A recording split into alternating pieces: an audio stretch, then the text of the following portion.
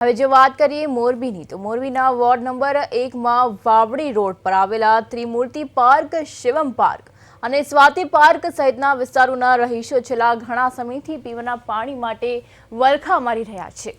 તંત્રમાં એકવાર લેખિત અને મૌખિક રજૂઆતો કરવા છતાં પાણીની સુવિધા ન મળતા અંતે રોષે ભરાયેલા લોકોએ આજે રસ્તા પર ઉતરીને ચક્કાજામ કર્યો હતો।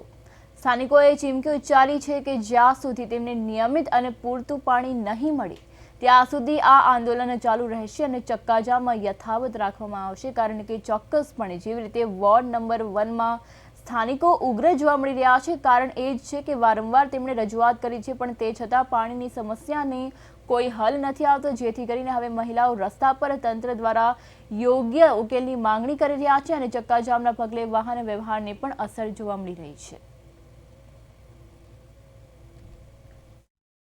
અમારે 1 મહિનો થઈ ગયો પાણી આવતું નથી અને રાતે કાલ 10 વાગે આવ્યા તો 10 વાગ્યાથી અમને પાણી આવશે, પાણી ટીપું નથી આવ્યું।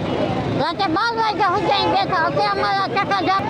અમને આજ 15 દીથી પાણી નથી આવતું। અમે કાલે 11:30 રાત્રે આવ્યા હતા પાણી અહીંયા કેવા અમે તોય અમને કાન ન દીધો। ઈ કે તમને પાણી આવશે 3:30 આવશે પાણી 3:30 ઈ કે પાણી આવશે તો 3:30 નો આવ્યું। અમે આખી રાત જાગ્યા તોય પાણી ને ટીપું ન પડ્યું। અમને દર ઉનાળામાં આ જ પ્રશ્ન થાય છે। દર ઉનાળામાં અમને આ જ તકલીફ પડે છે। દર ઉનાળામાં 4-5 ધક્કા ખાવા 15 દીથી પાણી જ નથી આવતા એકને કોઈને। તમે રજૂઆત કરી છે? હા, રજૂઆત અહીંયા કાલે આવ્યા હતા રાતે। એ કે અમે હવે આવશે પાણી 3 વાગે છૂટશે પાણી, ટાંકો ભરાય તો એ કે હજી કાં પાણી આવ્યું નહીં 3 વાગે। બાયું બધી આખી રાત જાય।